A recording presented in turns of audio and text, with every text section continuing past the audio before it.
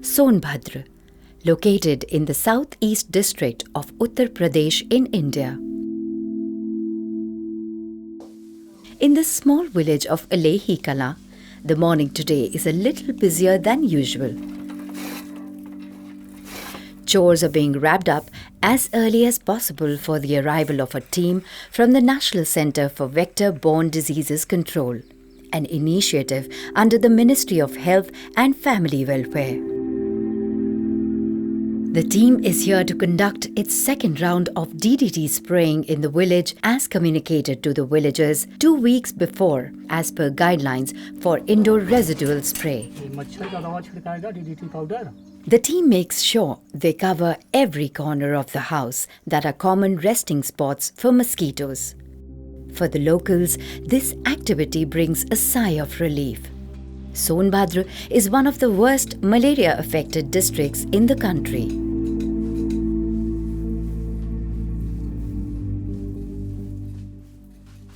सोनभद्र 4 राज्यों से घिरा हुआ है।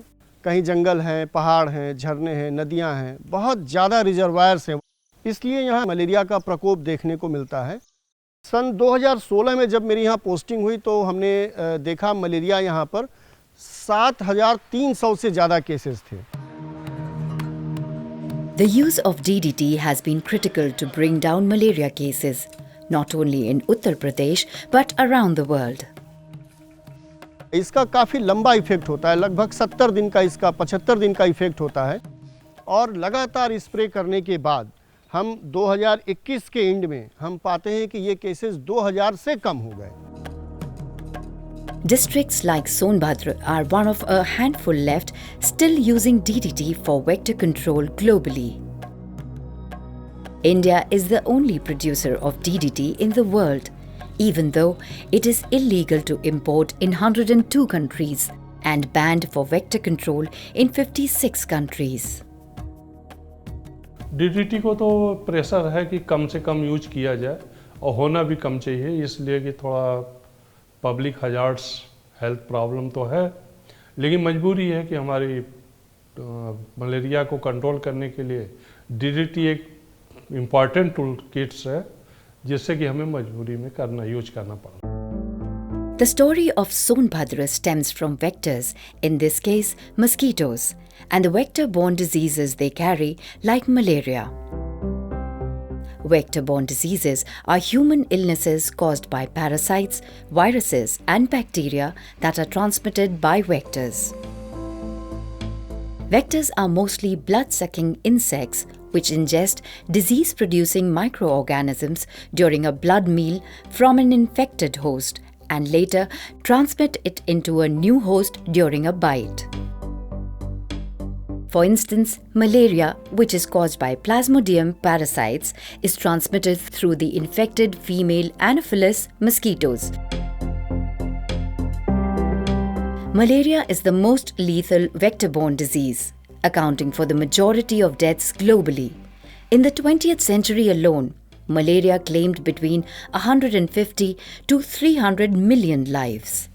With 93% of the population at risk of malaria, India has traditionally spent around 1/3 of its national health budget on malaria control, relying significantly on one broad-spectrum insecticide, dichloro-diphenyl trichloroethane or DDT. In our country, 9 malaria vectors are there. If you see African countries which are contributing 90% of malaria of globe, even they are having 2 vectors. But in our country we are having 9 vectors, 6 are primary vectors, 3 are secondary vectors. India began using DDT in the 1940s when malaria infections were rampant. At the time of India's independence, around 22% of the country's population was estimated to suffer from malaria.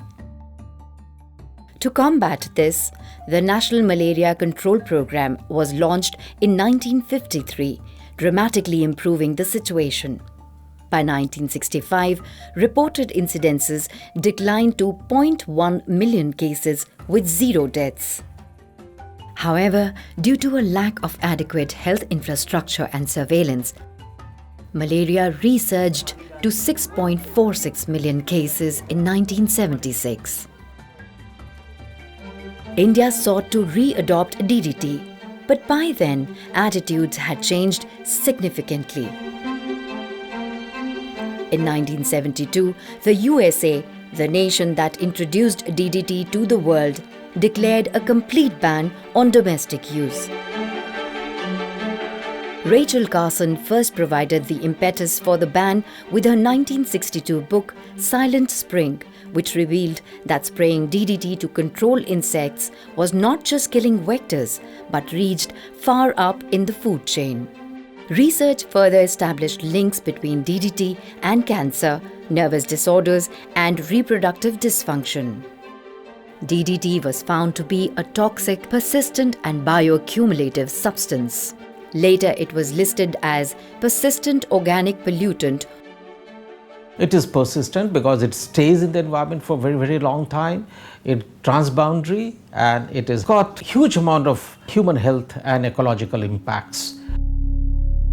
In 1997, efforts were initiated on a global scale to deal with POPs through the United Nations Environment Programme. A legal and binding treaty called the Stockholm Convention was negotiated to enact global bans and restrictions on POPs. The first list identified 12 such chemicals, the dirty dozen. DDT was included. Countries that are party to the Stockholm Convention on Persistent Organic Pollutants can only produce and/or use DDT for disease vector control, in accordance with the World Health Organization recommendations and guidelines on the use of DDT, and when locally safe, effective, and affordable alternatives are not available. As of January 2023, there are 18 parties listed in the DDT register, including India. India signed the Stockholm Convention in May 2002 and ratified it in 2006. Although India banned the use of DDT as a pesticide for agriculture in 1989, it is exclusively used in vector disease control as per WHO guidelines until economically viable and environmentally suitable alternatives can be scaled. This is when the United Nations Environment Programme and the United Nations Industrial Development Organization, supported by the Global Environment Facility, came together to support India's development and uptake of non-POPs alternatives to DDT. The United Nations Environment Programme collaborates on a range of activities to protect people and nature from the negative effects of chemicals, including DDT. On the request of the Stockholm Convention, UNEP prepared a roadmap for the development of alternatives to DDT. The roadmap really guides at all scales for a sustainable transition away from DDT and towards safe, effective, affordable, and environmentally sound alternatives. UNEDO mandate is to promote any industrial scale-up in the country.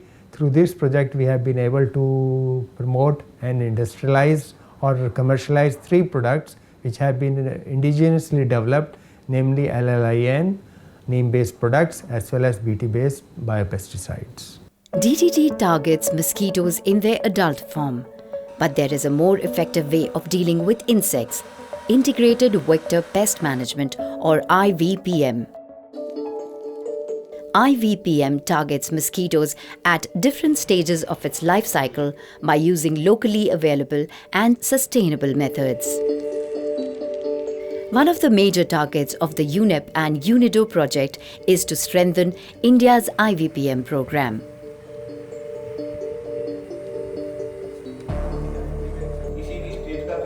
Government health officials working in different malaria endemic zones of Uttar Pradesh are being trained in the latest IVPM practices. The training is led by Nagpur-based research organization, the National Environment Engineering Research Institute, otherwise known as CSIR NERI. NERI has been working for management of chemicals and management of hazardous chemicals, including POPs. And we have been working on all JEP projects related to Stockholm Convention in India. When alternatives to DDT were developed, NERI was given a task. We had to work for the development of modules for the training of the trainers across the India for use of non-DDT alternatives for mosquito control or vector control in general.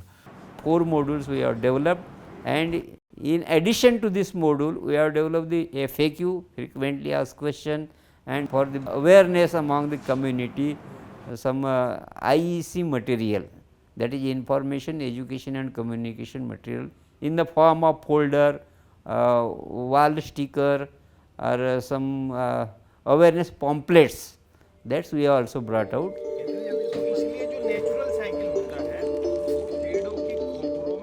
Almost 10 training programs NERI has so far conducted for malaria officers, health officers. Despite COVID pandemic, we could train not less than 600 people across the India, and that too the states most affected by vector-borne diseases. The basic purpose of this training, let's have some alternative for DDT. We are very thankful to NERI to conduct such kind of training. It is the first time that we have certain training with related vector control and environmental control. India's IVPM program focuses on 3 key alternatives to DDT. The first being long-lasting insecticidal nets or LLINs. LLINs are factory-treated mosquito nets made with netting material that has synthetic pyrethroid incorporated within or coated around the fibers.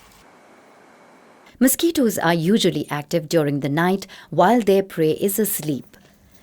These nets act as a barrier and are easy to install and maintain. Each net remains effective for at least 20 standard washes.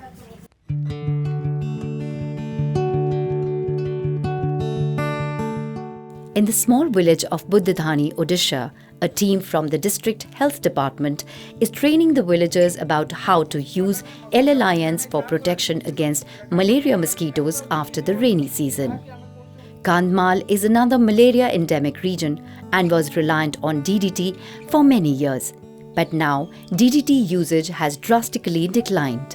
2015, 16, 17 में तो malaria का प्रादुर्भाव इतना था, प्रति 1000 लोग में 50 या 48 to 49 लोग बीमार में पड़ रहे थे और उससे कुछ डेथ भी कर जा रहे थे. तो LLN जब से आ गया तो आबाल वृद्ध बनी, जैसे कि बोले कि ग्राउंड टू टॉप लेवल सबको हम बांट दिया है. जिला में 4.86 लाख मच्छरदानी बांटा गया है एमंग 7.8 लाख पॉपुलेशन, जिसके चलते 2018 में रिपोर्ट आया all of sudden 90% case decline, यानी कि 35-36 हज़ार जो रिपोर्ट हो रहा था सालाना वो आके पहुंच गया 4000 या 5000 में.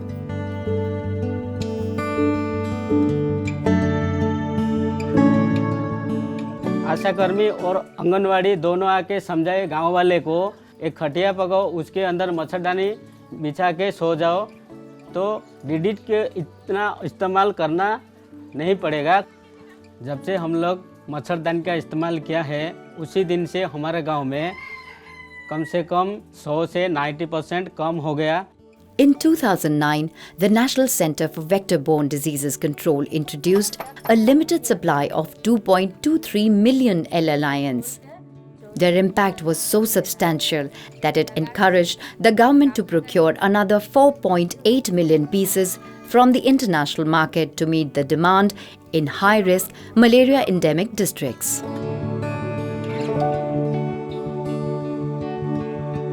Now, with support from UNEP and UNIDO, LLINs are manufactured on home turf with the help of 2 key organizations. The Chennai-based Central Institute of Petrochemicals Engineering and Technology, or CIPET, developed the master batch, and the Maharashtra-based government enterprise HIL India Limited manufactures LLINs on a large scale, generating employment for the local women of the district. CIPET has developed a know-how for making a master batch so that one can manufacture a long-lasting impregnated net. This master batch contains certain additives and especially the insecticide. Usually in a polymer, what happens is that when a low molecular weight chemicals is present in the polymer, over a period of time it comes out so that it can have the effectiveness on the controlling the mosquitoes. The second important alternative is BTI. BTI, or Bacillus thuringiensis israelensis, is a bacterium which produces toxins against mosquito larvae, helping to destroy them. endotoxins released by Bacillus species are species-specific, environmentally safe, and are unlikely to induce resistance in vectors. Thus, it's an effective alternative to DDT.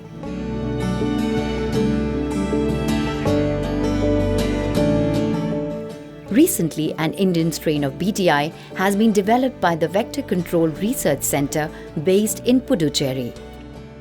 We started working on isolating bacilli for the control of mosquito larvae.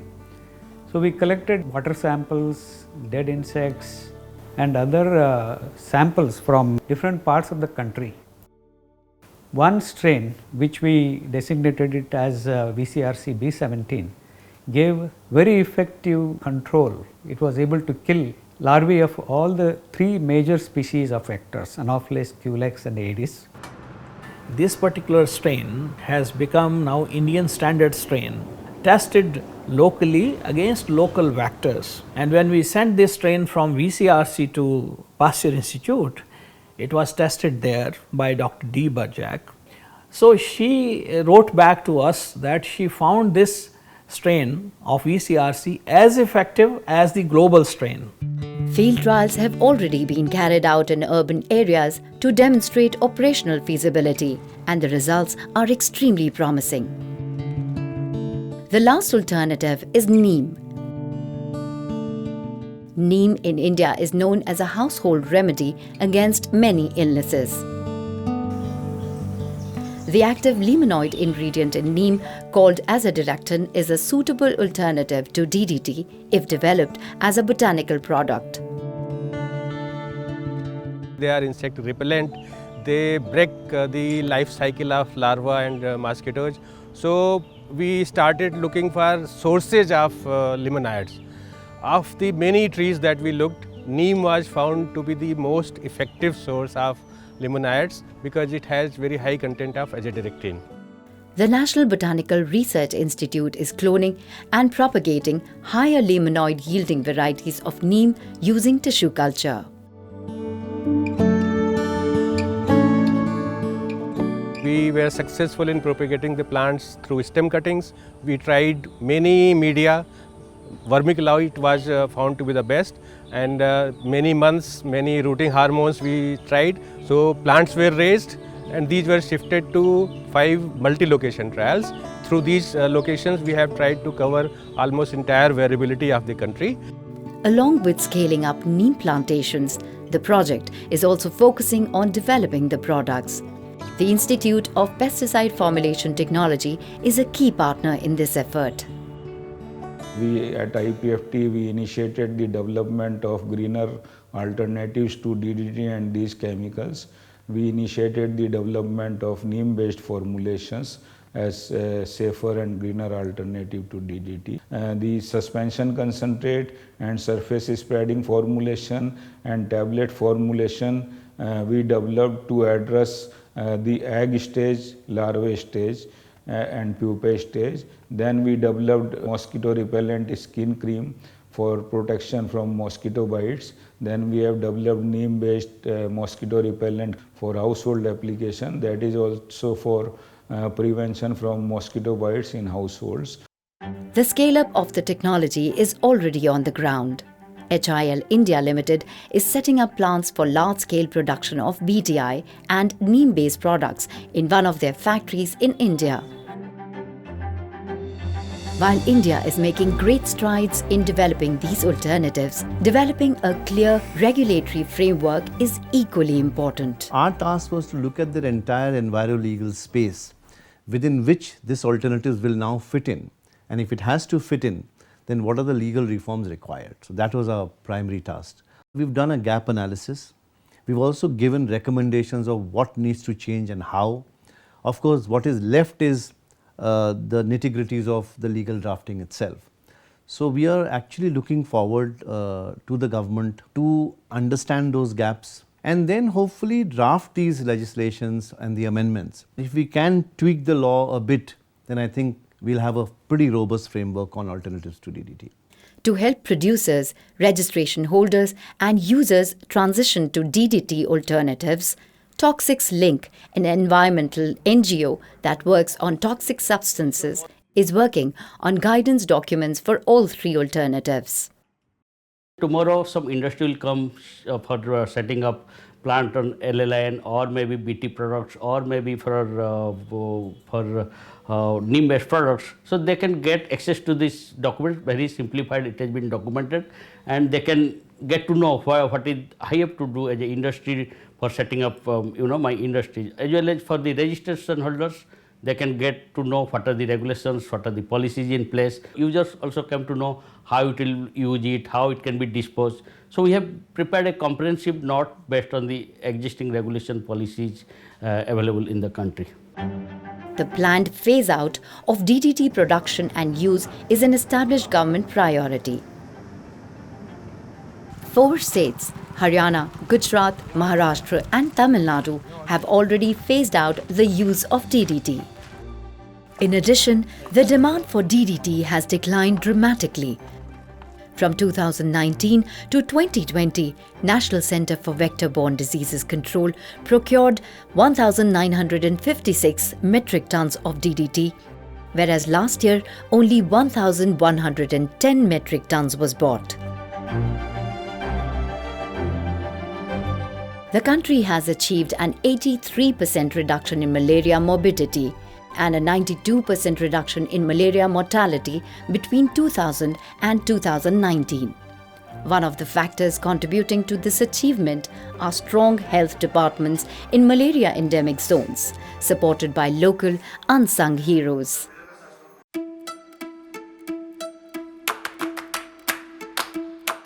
मी या भाताने PSC मध्ये 10 वर्षापासून काम करते आहे. मी जेव्हा माझ्या एरियामध्ये जाते, ताई म्हणे आहे का घरात 10 ते 12 घरांचा मी डेली सर्वे करते. तेव्हा मी लोकांना आरोग्य सल्ला देते. ताप असेल तर मी त्यांची ब्लड सॅम्पल घेऊन पॅक करते आणि आमच्या लॅब टेक्निशियन मॅडमकडे मी तपासायला देते. त्यामध्ये मी कंटेनर सर्वे करते. ते जर उघडे असतील तर त्या कंटेनरवर झाकण ठेवण्याचा सल्ला देते आणि पाण्याचे गटारे जर भरलेले असतील त्या गटारामध्ये एनाफिलिस मादीचा डास असतो.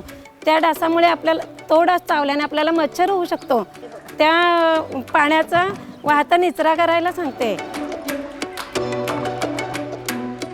In Palghar district, Maharashtra frontline workers like Tanuja are key to success against vector-borne diseases. Once riddled with malaria, Palghar stopped using DDT a decade ago. Bringing down the number of cases with the help of multiple IVPM methods such as active and passive case finding with the help of trained frontline workers. Using biological solutions like gambusia fish in the water sources that acts as a natural prey for the mosquito larvae, and a continuum of awareness campaigns for the local population. Using long-lasting nets, breeding precious destructions, also prompt treatment of patients. This has yielded very good results, and right now, after 10 to 15 years of very high surveillance and good activities, now there are very minimal cases. Team का जो efforts है, health awareness लोगों में काफ़ी हो गया है कि क्या करना चाहिए क्या नहीं करना चाहिए. उसके साथ साथ इन्वेस्टिगेशन भी कर रहे हैं. ओपीडी में जो डेली पेशेंट्स आते हैं, इसमें जो बुखार का पेशेंट है, एवरी फीवर पेशेंट का हम लोग BS कलेक्शन करते हैं और जांच करते हैं. 2022 ते 2023 पर्यंत एकही मलेरिया पेशंट नाही आहे. The production and promotion of DDT alternatives, alongside government support, will eliminate the country's reliance on DDT. India plans to be malaria-free by 2030. With that, a DDT-free future is possible.